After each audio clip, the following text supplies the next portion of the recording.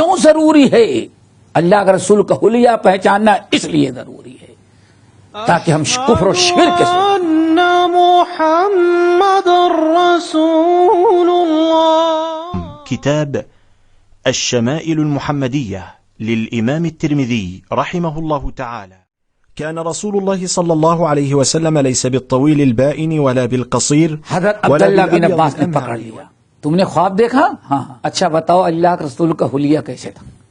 یہ ہم پکڑیں گے. شمائل کو پڑھنے کے بعد ہر دجال کو پکڑیں ولا بالجعد القطط ولا بالسبط بعثه الله. باب ما جاء فی ختم النبوہ. اب یہ تیسرا باب شروع ہو رہا ہے اور تیسرے باب میں نبی علیہ الصلوۃ والسلام کے بال. باب ما جاء فی شعر رسول اللہ صلی اللہ علیہ وسلم.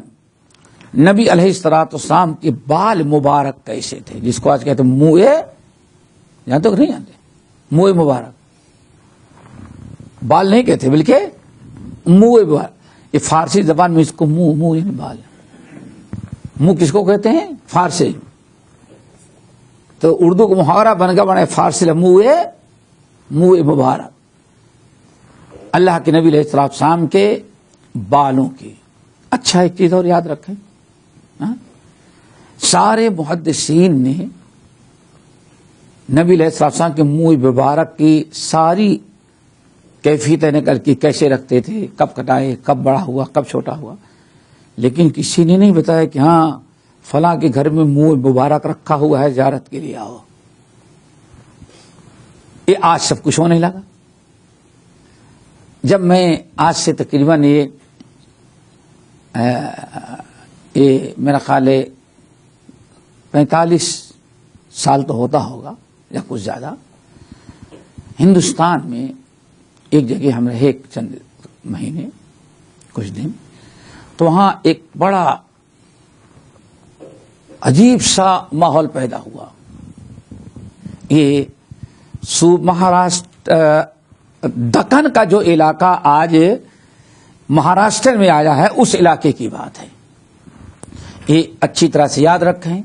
یہ ہمیشہ جو ہمارے ہاں شرکیہ کفریہ اعمال ہیں ان میں ایک منہ مبارک کے نام پر بھی ہوتا رہا ہے اور آج بھی ہو رہا ہے. ہم 3 چیزیں بتاتے ہیں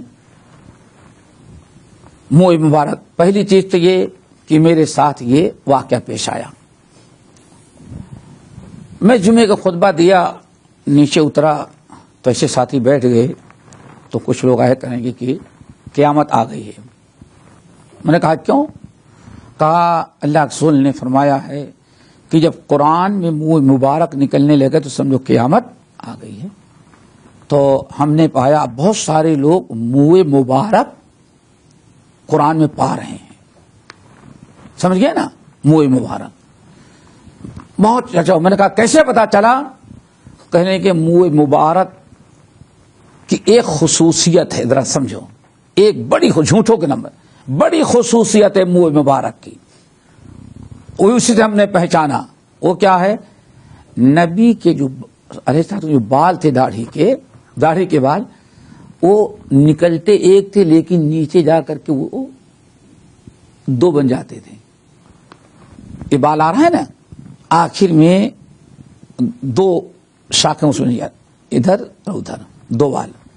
یہ ایک بال آخر میں کنارے 2 بن جائیں، یہ نبی کے بالوں کی خصوصیت ہے. ٹھیک ہے بھائی. اتفاقاً ہماری داڑھی اتنی بڑی بھی نہیں تھی بھی تمہارے جیسے کچھ آتا. اتفاقاً ایک بال اللہ کو کام لے رہا، وہی ہمارا گر گیا. اٹھایا تو اس میں 2 بال سمجھ گئے نا. وہ اس میں ایک بال تھا اور اس میں کتنے نکل گئے؟ 2 ہو گئے.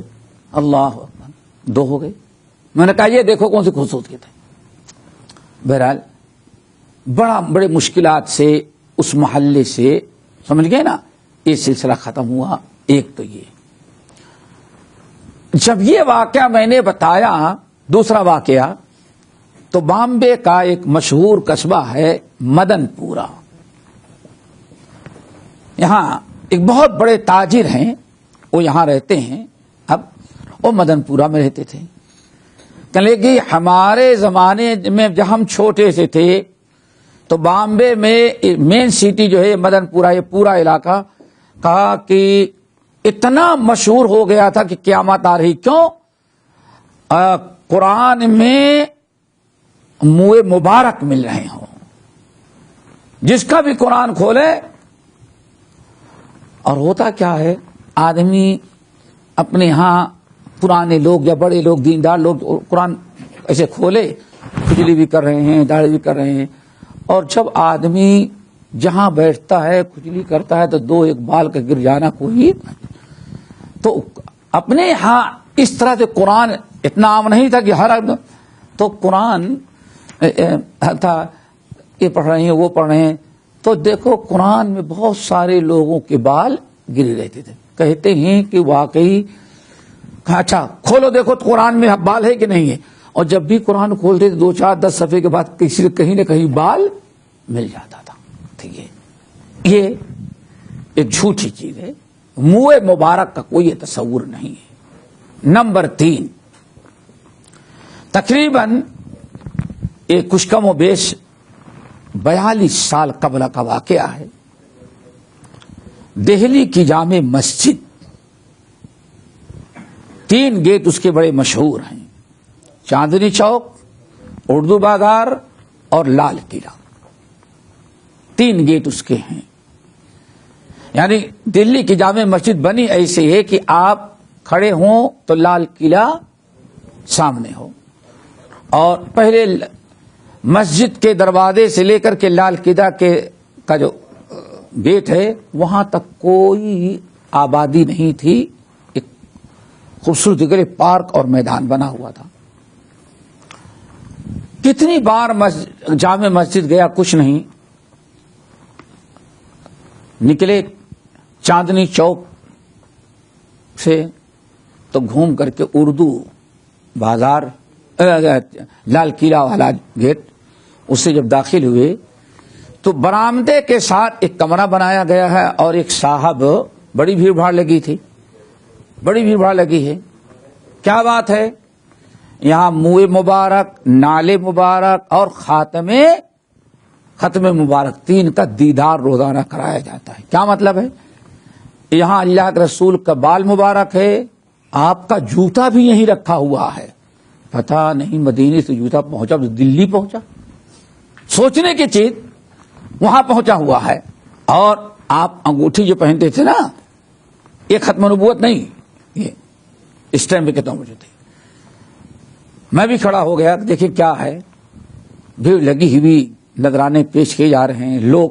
ایک صاحب آئے, کھولے, اپنے وضو کا اعلان کیا, بھائی سب کا وضو ہونا چاہیے, بے وضو نہیں ہونا چاہیے سب کچھ.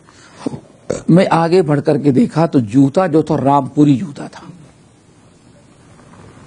اب تو نہیں, پہلے رامپور کا جوتا چمڑے کا, یعنی دیسی چمڑا جو ہوتا ہے اپنے ہاں, دیسی چمڑا جو بیل وغیرہ کا, اس کا جوتا رامپور کا بڑا مشہور تھا. جیسے رامپور کی چھری چاقو وغیرہ ایسے بڑا مشہور تھا.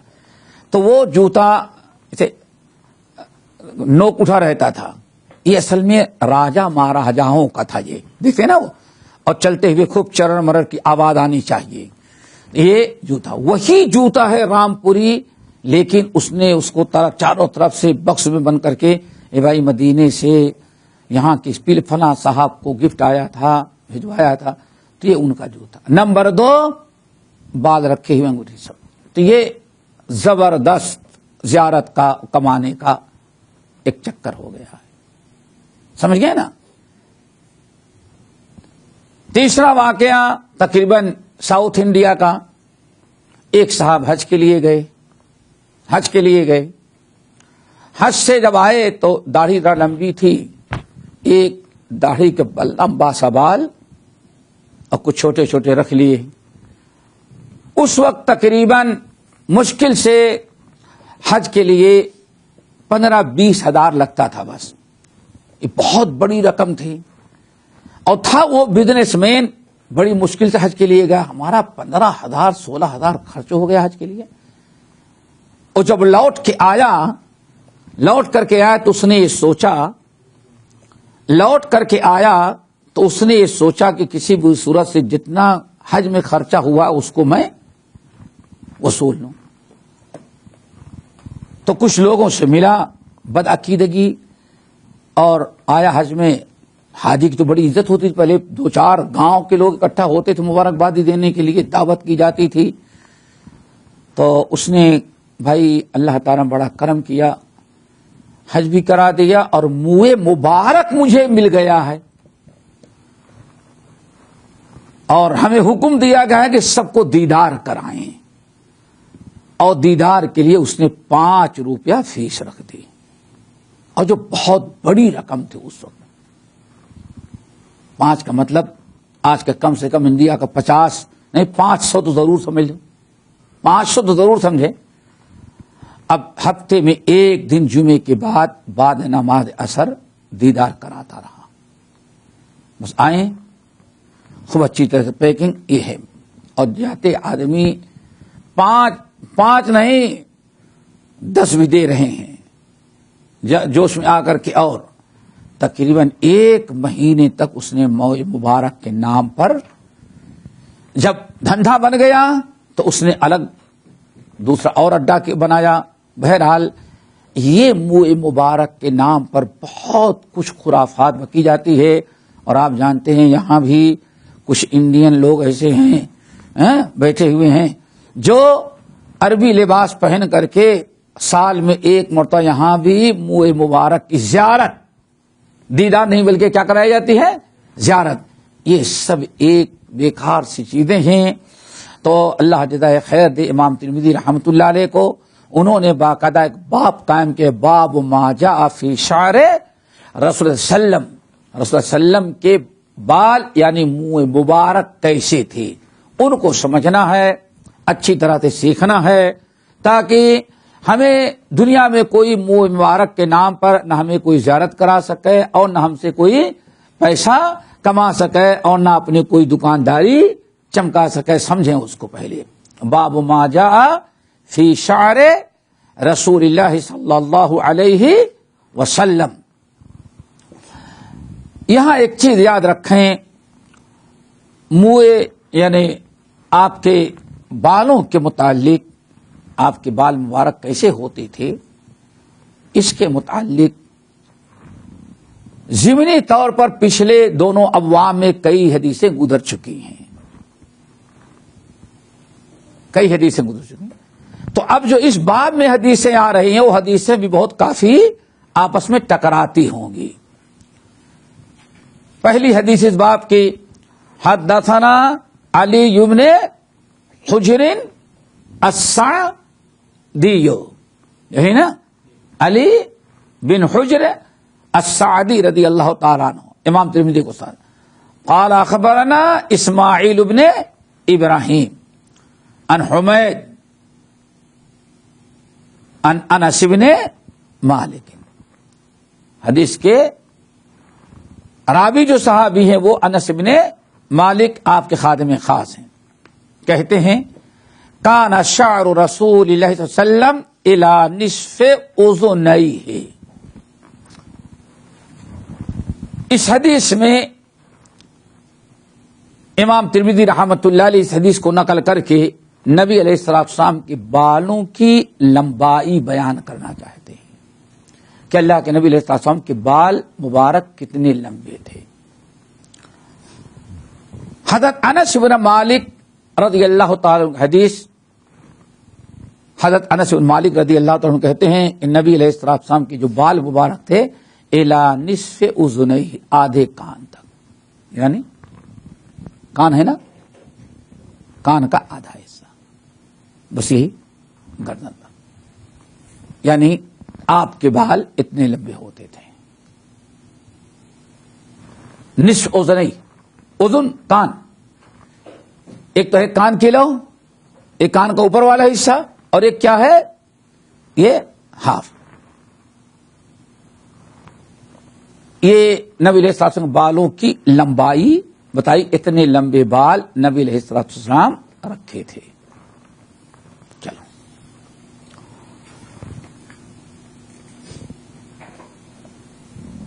دوسری حدیث قال حدثنا حناد بن السری قال اخبرنا عبد الرحمن بن ابی الزناد عن ہشام بن عروہ عن ابیہ.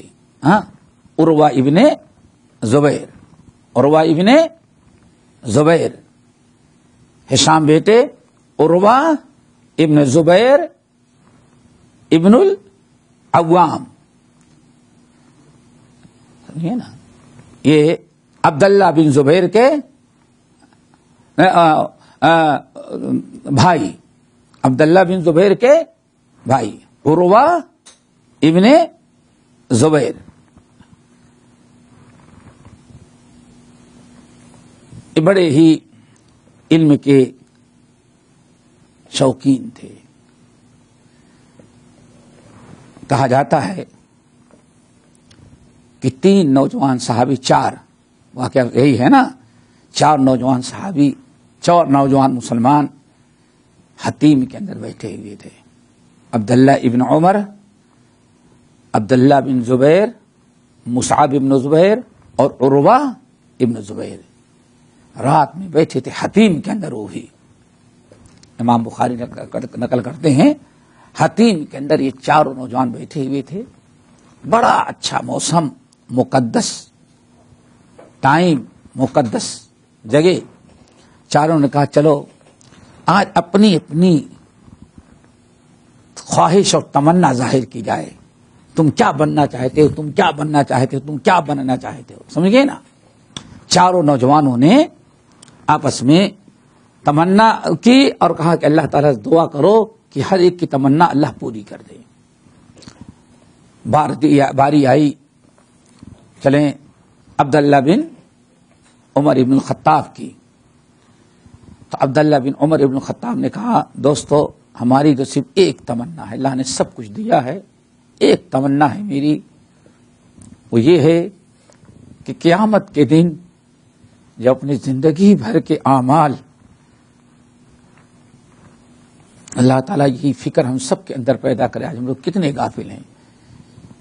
قیامت کے دن جب اللہ کے سامنے ہمیں پیش کیا جائے، ہماری زندگی بھر کے اعمال رب العالمین کے سامنے ہو اور میں کھڑا ہو جاؤں اور اللہ رب العالمین ہم کو ہمارے اعمال کو دیکھے، تو بس ایک ہی تمنا ہے کہ اللہ تعالیٰ اس وقت کہے عبداللہ جا، ہم نے تیری مغفرت کر دی.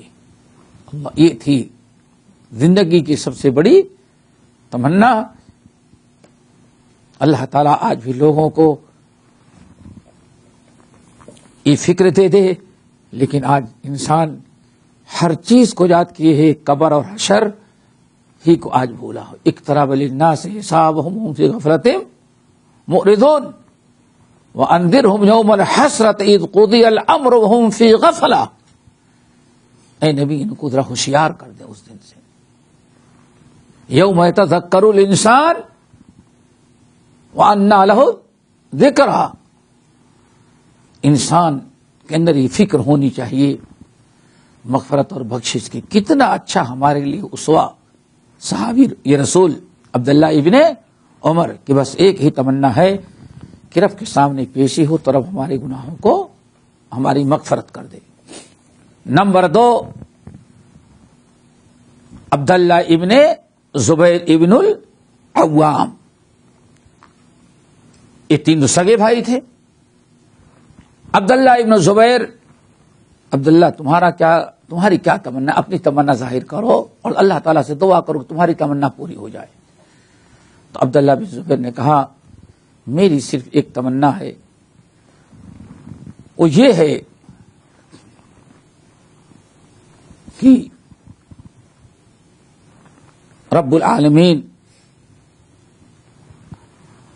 ہمیں ایک مرتبہ خلافت عطا کر دے حجاز کی، تاکہ حجاز میں جو بدعنوانیاں ہو گئی ہیں ہم سب کی اصلاح کر سکیں.